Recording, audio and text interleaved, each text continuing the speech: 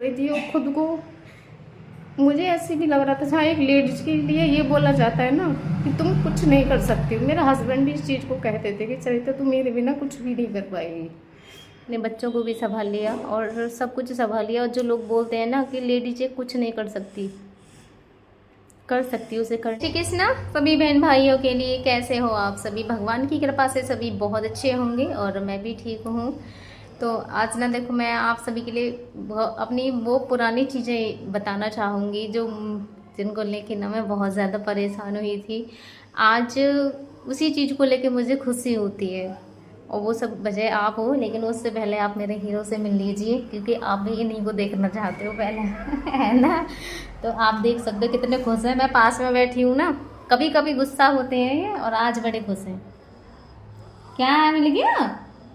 सबसे बोल दो जय श्री कृष्णा, जल्दी बोल दो। देखो हेलो करने आ रहे हैं, हाथ से कर दो, बुला लो सबको, हेलो कर दो। ऊपर उठा के और थोड़ा सा ऊपर उठाओ अपने हाथ को, थोड़ा सा और ऊपर, नीचे नहीं ऊपर उठाओ और ऊपर, और ऊपर उठा लो ऐसे ही। हेलो हेलो ऐसे करके ना हेलो पर कर रहे हैं और देखो बुला भी रहे हैं आपको। किसी दिन मुंह से बोल के बुलाना सबको, है ना। अपने मुंह से बोल के बुलाना किसी दिन ना। आ जाओ जल्दी से आप सब मुझे देखने। जल्दी से ना, मैं पार्टी दूंगा आप सबको, पार्टी दूंगा मैं। पार्टी दोगे सभी के लिए? देखो भौं कैसे चढ़ा रहे हैं ऊपर, देखो।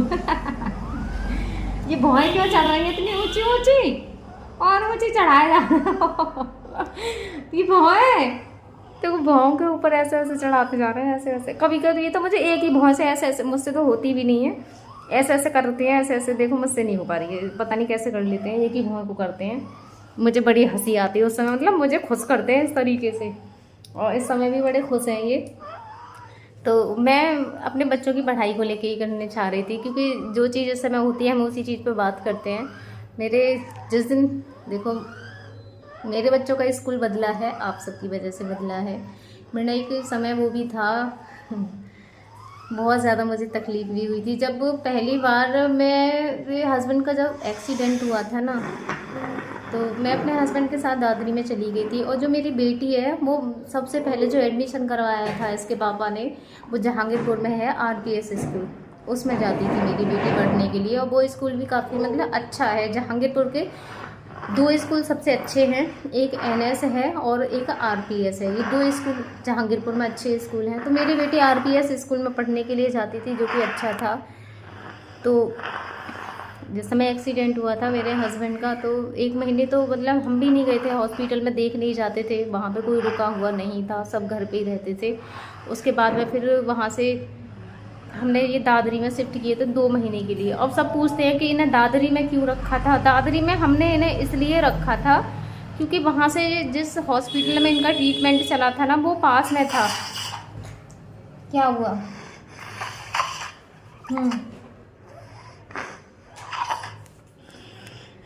वो हॉस्पिटल है ना वहाँ से बहुत ज़्यादा पास में था और इनकी कंडीशन घर रखने लायक नहीं थी, इसीलिए फिर भी हमने उन्हें वहाँ से निकाला था। उसका रीज़न था पैसे का कम होना। पैसे इतने नहीं थे कि ना हॉस्पिटल में हम रख सकें। हॉस्पिटल का एक दिन का चार्ज क्या बनता है वो सब भी आप बहुत ही अच्छे से जानते हो। तो हम पास में ही हमने एक रेंट पे घर लिया था, सेपरेट था पूरा, जिससे कि अगर कोई प्रॉब्लम इन्हें होती है तो हम जल्दी से इन्हें हॉस्पिटल में एडमिट करा सकें। हमारे यहाँ से वो हॉस्पिटल दूर पड़ता है, वहाँ हमने पास के पास में इनको रख लिया था कि अगर कोई प्रॉब्लम, क्योंकि ऐसे जो केस होते हैं ना कभी भी बहुत जल्दी कभी कुछ होना, और उस समय तो कंडीशन इनकी और भी बहुत ही ज़्यादा ख़राब थी। तो इस वजह से हमने इनको वहाँ रख लिया था दादरी में।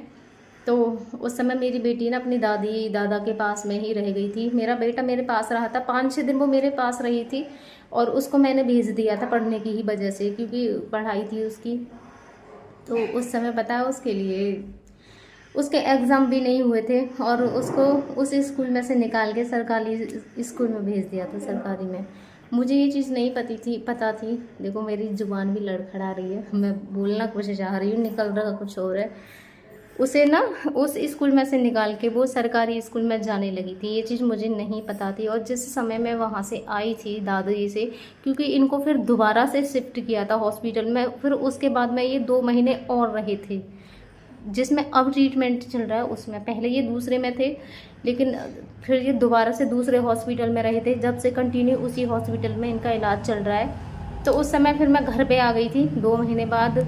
तो मेरी बेटी ऐसे जाने लगी, मैंने कहा तू तेरे लिए चल मैं स्कूल में तैयार कर दूँ। तो वो कह रही थी कि नहीं मम्मी मैं तो यहीं गाँव में जाती हूँ। मैंने कहा गाँव में जाती हूँ उसमें नहीं आती? कि नहीं मम्मी मैं उसमें स्कूल में नहीं जाती हूँ। तो उस दिन देखो मैं आप सबके लिए बता नहीं सकती हूँ, मुझे बहुत ज़्यादा दुख हुआ था, बहुत ही ज़्यादा दुख हुआ था जब मुझे पता चला ना कि मेरी लड़की सरकारी स्कूल में जाती है।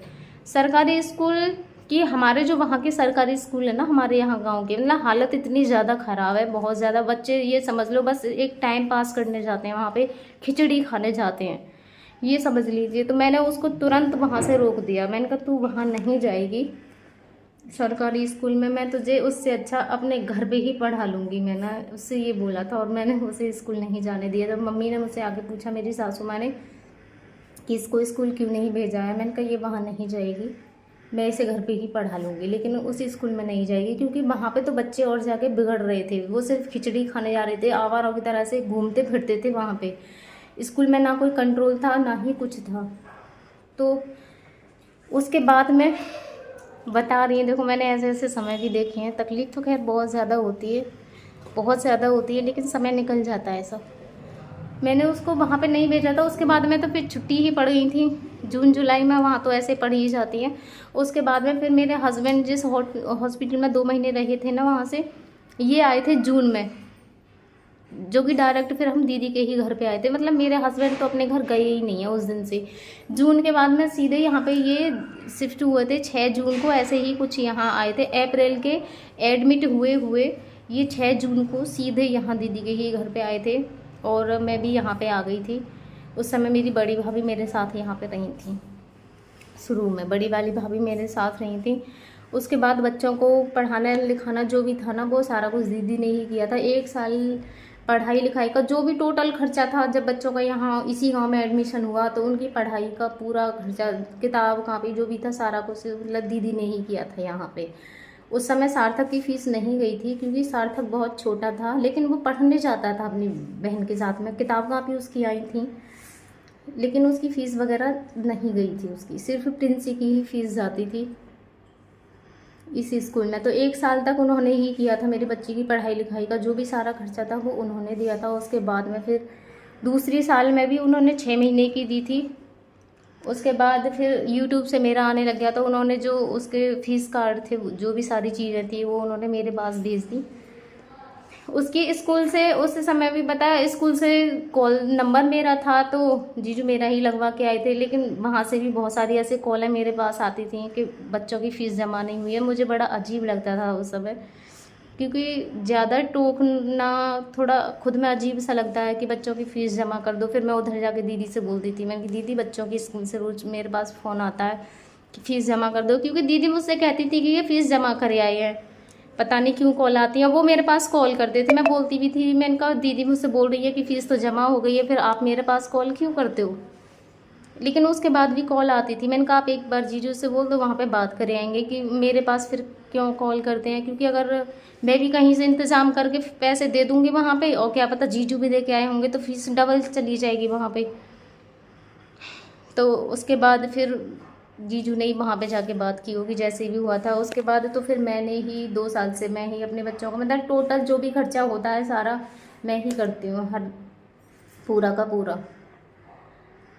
और मुझे ये उम्मीद भी नहीं थी कि मैं अपने बच्चों का स्कूल चेंज भी कर पाऊँगी, क्योंकि सबसे ज़्यादा जो टेंशन मुझे होती है ना, अब अपने बच्चों को लेके ही होती है। देखो आज तो कुछ भी नहीं है, आज आप सबकी वजह से मैंने स्कूल तो चेंज करवा दिया है, ज़्यादा अच्छा नहीं है और बुरा भी नहीं है, मतलब इससे ठीक है। ये जो गांव वाला स्कूल है, इससे वो स्कूल ठीक है, और वो वाला जहाँ मैंने इनका एडमिशन कराया है, इससे वो ठीक है स्कूल।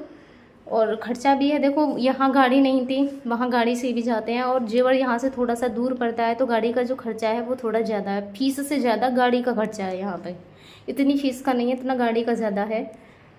और ये सब आप सब की वजह से हुआ है। उस दिन जब स्कूल जा रहे थे ना पहले दिन, तो मतलब मुझे बहुत ज़्यादा खुशी भी हो रही थी और खुद को मुझे ऐसे भी लग रहा था जहाँ एक लेडीज के लिए ये बोला जाता है ना कि तुम कुछ नहीं कर सकती हो। मेरे हस्बैंड भी इस चीज़ को कहते थे कि चरित्र तुम मेरे बिना कुछ भी नहीं कर पाएगी। और ज़्यादातर लेडीज़ों के साथ ही होता है, सब कहते हैं कि कुछ नहीं कर पाएगी, तो ऐसा कुछ भी नहीं है कि कुछ नहीं कर पाएगी, उसे करने तो दो। लेडीज़ों को ना करने नहीं दिया जाता है, खासकर गांव में। गांव में क्या होता है, अगर कोई कुछ करना भी चाहे ना तो सबसे पहले ये बोलने आते हैं क्या सही है क्या गलत है, ये मत करो। रोकने टोकने वाले ज़्यादा होते हैं, उसे सहारा देने वाले बहुत कम मिलते हैं गांव में। गांव में आजकल ज़्यादातर अब भी ऐसा है। मुझे भी बहुत सारे लोगों ने रोका टोका। एक बार मुझे ऐसे भी लगा था कि मैं वीडियो को डिलीट कर दूं। जब मेरी पहली वीडियो इंस्टाग्राम पर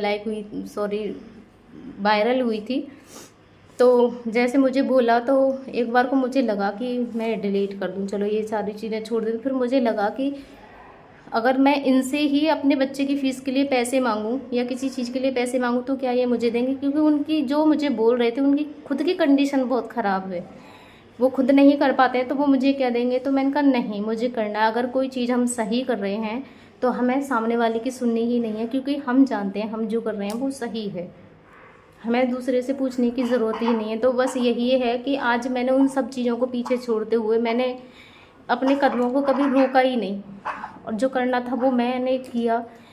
डर भी लगता था, पता नहीं सक्सेस होंगी भी या नहीं होंगी, लेकिन आप सबने मुझे बहुत ज़्यादा सपोर्ट किया और अपने बच्चों को भी यहाँ तक मैं लेके आई हूँ। तो बस यही है कि जो चीज़ें करनी है ना, सबसे पहले तो कभी किसी की बातों में मत आइए।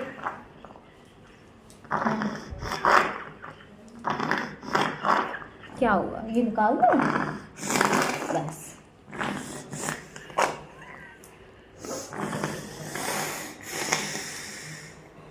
अभी भी डर लगता है कि मैंने करवा दिया है, लेकिन ये तो सिर्फ एक शुरुआत है, आगे को पता नहीं कैसे क्या होगा। अगर ये चीज़ें मेरी बंद हो गई, क्योंकि चैनल वगैरह ऐसी नहीं है, कभी भी बंद हो जाते हैं ये भी, तो डर भी लगता है पता नहीं कैसे क्या हो। पर ये लगता है कि जब बंद होंगे जब देखा जाएगा।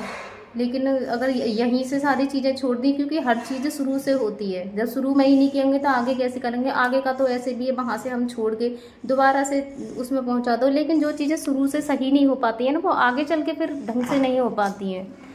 तो थोड़ा डर भी लगता है मुझे अभी भी, और लेकिन खुशी इस चीज़ की होती है। देखो आज मैंने सब कुछ संभाल लिया, अपने हस्बैंड को भी संभाल लिया, अपने बच्चों को भी संभाल लिया, और सब कुछ संभाल लिया। और जो लोग बोलते हैं ना कि लेडीज़ें कुछ नहीं कर सकती, कर सकती, उसे करने दीजिए।